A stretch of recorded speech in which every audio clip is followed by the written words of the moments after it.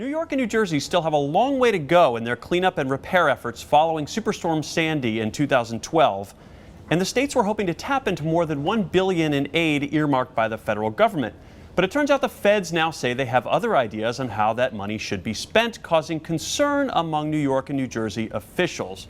Joining us with exclusive details is WSJ Laura Kusisto. Did I get that right? You did. Good morning, Laura. Thanks so much for being with us. Thank you. A bait and switch? What's going on here? What's confronting New York and New Jersey at this point? Well, it really depends on who you talk to. The way that the Sandy relief bill was written is it said that the aid was to be distributed to disasters in 2011, 2012, 2013, including Superstorm Sandy.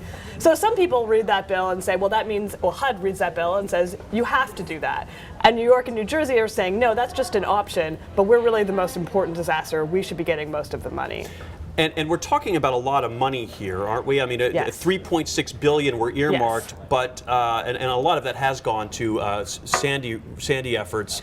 But we're still looking at a pot of about $1 billion that the two states could use, right? Sort of. So it's actually $15 billion was set aside. New York and New Jersey have got a little over $10 billion of that already, and now there's $3.6 billion left. And so the question is, the federal government is looking at maybe doing a national competition to distribute a big portion of that money instead of giving it all to New York and New Jersey this time. Yeah, it's interesting. You mentioned this competition in your story, and at the same time, it sounds like this could wind up in courts. I mean, we're talking about a difference of opinion over the law, right? I mean, how do you see this thing playing out going forward?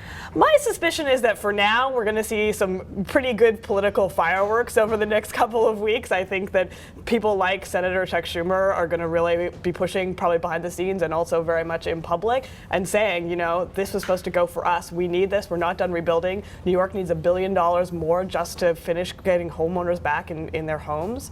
So I think we're going to see some pretty good political fighting. Good. It'll make for some good theater around here. Laura Yes. Kusisto, thanks so much for being with us this morning. Thank you.